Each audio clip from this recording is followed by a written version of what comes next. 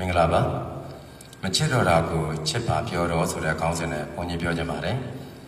လူလောကမှာကိုမိသားစုဝင်တွေအချင်းချင်းတောင်မှသူတို့ဘလို့ဖြစ်လာလဲဆိုတော့တစ်ချိန်ချိန်မှာစံသားတွေမတူတော့တဲ့အတွက်ကြောင့်တော့၎င်းကာလတွေပြောင်းလဲလာတဲ့အတွက်ကြောင့်တော့၎င်းတယောက်နဲ့တယောက်နဲ့အရင်လိုမျိုးစီစီလုံးလုံးမရှိကြတာတော့ကြတာမျိုးကိုတွေ့လိမ့်မယ်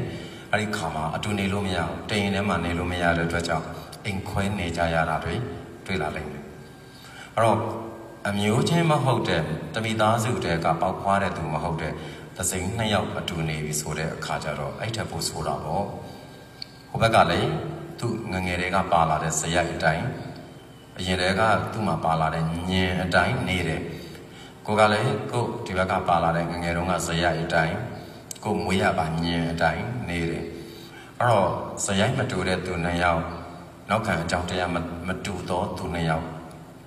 အတူနေလာတာကြားတဲ့အခါမှာကွဲပြားမှုတွေကပိုပြီးတော့ကြီးလာတာကိုတွေ့လိမ့်မယ်တစ်ဖက်သောသူကတအားဆက်ပြီးတော့ချစ်နေလိမ့်မယ်တစ်ဖက်သောသူကစိတ်ကုန်လာတဲ့ဆိုတာမျိုးတွေကြုံရတတ်တယ်အဲ့တော့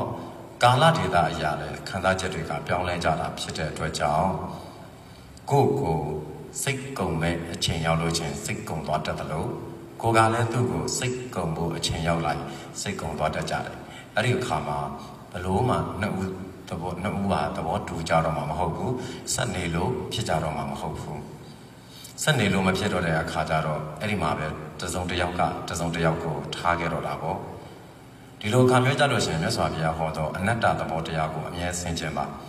ဘယ်အရာမှကိုမပိုင်ဘူးသူတို့သဘောတိုင်းသူတို့ဖြစ်နေကြတယ်ဆိုတာကိုအမြဲနှလုံးသွင်းပါ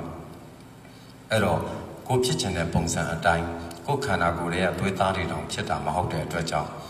ပြင်ပကကိုနဲ့သွေးမတော်တာမဆက်တခြားသောမိသားစုကဆင်းသက်လာတော့သူတယောက်တည်းကိုယ့်ရဲ့ဆန္ဒအတိုင်းဖြစ်နေဖို့ဆိုတာမဖြစ်နိုင်ဘူးဆိုတာကြိုတင်ပြီးတော့နားလည်ထားအဲ့အနတ္တသဘောတရားကိုအမြဲတမ်းဆင်ခြင်ထားမယ်ဆိုလို့ရှိရင်ပြတ်တတ်တဲ့အရာတွေပြတ်လိမ့်မယ်ကွဲတတ်တဲ့အရာတွေကွဲလိမ့်မယ်ပြီးတော့ပြောင်းလဲတဲ့အရာတွေပြောင်းလဲလိမ့်မယ်လို့အမြဲတမ်းဆင်ခြင်ထားတဲ့အခါသူပြောင်းလဲသွားပြီဆိုလို့ရှိရင်အဲ့တိုင်းသာထားလိုက်တော့ကိုယ့်ကိုမချစ်တော့လို့ထားခဲ့တော့မယ်ဆိုထားခဲ့ခွင့်ပေးလိုက်တော့ထွက်သွားလို့ရပြီလို့သာပြောလိုက်ဆွဲထားတဲ့အခါကျတော့မှသူကကွယ်ရမှာကိုယ့်ကိုသူ့တငယ်ချင်းတွေနဲ့ဝိုင်းပြီးတော့လှောင်ပြောင်နေတာကိုခံရလိုက်မယ်ပြီးရင်ကိုယ့်ကိုပြဿနာထုတ်ကြီးတယောက်လိုမျိုးအရှုပ်ထုတ်ကြီးတယောက်လိုမျိုးသူ့ရဲ့အပေါင်းအသင်းမိတ်ဆွေတွေဆွေမျိုးတွေကြားထဲမှာပြောတာကိုခံရလိုက်မယ်အရှက်တွေတစ်ခါမကနှစ်ခါမကကွဲတတ်တယ်အဲ့လိုမျိုးအရှက်တွေကွဲပြီးနောက်ထပ်ထပ်ပိုးပြီးတော့စိတ်ဆင်းရဲရတာကိုမခံရဖို့အတွက်သွားမယ်ဆိုရင်သွားခွင့်ပေးလိုက်ပါအဲ့ဒါကိုရှင်ဘုရားကတော့သွားမယ်ဆိုတဲ့သူသွားခွင့်ပေးတော့ပါဆိုပြီးလွယ်ပြောလိုက်တာတပည့်တော်တို့အတွက်ကမလွယ်ဘူးလို့ပြောမယ်ဆိုရင်ဘုန်းကြီးလည်းငယ်ဘဝဒီလိုအရွယ်ဒီလိုကာလတွေကြော်ဖြတ်လာတာပဲဒီနေ့ဒီအချိန်မှာလဲကိုနဲ့လူတွေအများကြီးနဲ့ပတ်သက်နေတာပဲငယ်ဘဝကနေကြော်ဖြတ်လာတာဆိုတဲ့အတွက်ကြောင့်မလို့ချစ်ချင်းတွေမုန်းချင်းတွေအကုန်နားလိုက်ပြီးမှယဟန်လောကကိုရောက်လာတာပဲယဟန်လောကရောက်တော့လေငယ်ဘဝမှာဒီချစ်ချင်းတွေမုန်းချင်းတွေဆိုတာကြုံတွေ့ကြောဖြတ်နေရတာပဲအတူမနေနိုင်တော့တဲ့သူတယောက်ကိုဆွဲထားလိုက်တဲ့အတွက်ကြောင့်မလို့ဘုန်းကြီးအဆက်ပွဲခဲ့တာတွေလည်းအများကြီးပဲခံစားချက်တွေပို့ပြီးတော့ခံစားခဲ့ရတာတွေလည်းအများကြီးပဲဘဝကသင်္ကန်းသာတွေပေးလိုက်တဲ့အခါကျတော့နောက်ပိုင်းကြာလာတော့အရွယ်ရောက်လာတော့မချစ်တော့လို့မလို့တမဟုတ်ရည်ပဲချက်မတူတော့လို့မလို့သွားခြင်းပါပြီဆိုမတားတော့ဘုန်းကြီးသွားလို့ပြောလိုက်တယ်အဲ့လိုပြောလိုက်တဲ့အချိန်ကြာတော့မှကိုကနိုင်တယ်လို့မပြောချင်တော့လဲပဲပေါ့လောကမှာနိုင်သွားတယ်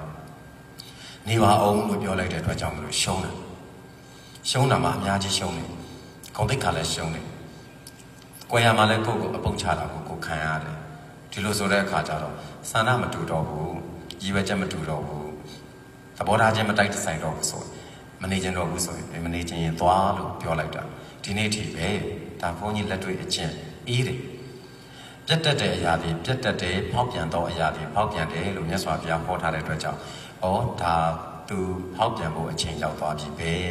သူဒီကိုလူမဟုတ်တော့ဘူးပဲကိုစိတ်ပေးထားတော့သူမဟုတ်တော့ဘူးပဲကိုစိတ်မပေးထားတဲ့သူအနားမှာရှိရင်ရန်သူနဲ့အတူနေရတာနဲ့တောင်ညီနေသေးတဲ့အတွက်ကြောင့်ဆန္ဒမရှိတော့ဘူးဆိုမြန်ထွက်သွားတာကောင်းတယ် အဲ့စိတ်ကိုဘုန်းကြီးမွေးထားတာကြားပြီဒါကြောင့်မချစ်တော့တဲ့သူကိုချစ်ပါလို့မပြောတော့ဘူးမချစ်တော့တဲ့သူကြောင့်လည်းဝန်မနေဘူးအနားမှာရှိတယ်ဘယ်သူနဲ့မဆိုအဆင်ပြေအောင်နေတယ်ကိုတငယ်ချင်းမရှိရင်တပည့်နဲ့အဆင်ပြေအောင်နေတာပေါ့တပည့်အကြီးတွေမရှိရင်တပည့်ပစ္စည်းလေးတွေနဲ့အဆင်ပြေအောင်နေတယ်အဲ့တော့ဘယ်လိုလူနဲ့မဆိုဘယ်လိုအနေအထားမျိုးနဲ့မဆိုလူရင်းနဲ့မတွေ့ရင်သစိမ်းနဲ့အဆင်ပြေအောင်နေလိုက်တာပဲအဲ့လိုမျိုးပါပဲအဲ့တော့ကိုဖြစ်ချင်တယ်လို့မဖြစ်တဲ့လောကကြီးထဲမှာသူပေးတဲ့အချိန်လေးတွေမှာပဲသဟဇာတာမြအောင်နေသွားတတ်ဖို့ကသာလျှင်အရေးအကြီးဆုံးမပူလောင်ခြင်းရင်မချစ်တော့တဲ့သူကိုချစ်ပါလို့ဘယ်တော့မှမပြောတော့ပဲသွားခွင့်ပေးလိုက်ပါလို့ပဲဘုန်းကြီးပြောပြရစေအဲ့တော့ကဘာသူကဘာသားအပေါင်းကိုယ့်ကိုမချစ်တော့တဲ့သူကိုချစ်နေရတဲ့ဒုက္ခတွေကနေကင်းနိုင်ပါစေတန်ရောစဉ်ကိုလည်းပဲမလိုအပ်တော့တဲ့အခါဖြတ်နိုင်အောင်ကြိုးစားနိုင်ပါစေလို့ဆုတောင်းပေးတယ်အားလုံးအေးချမ်းကြပါစေ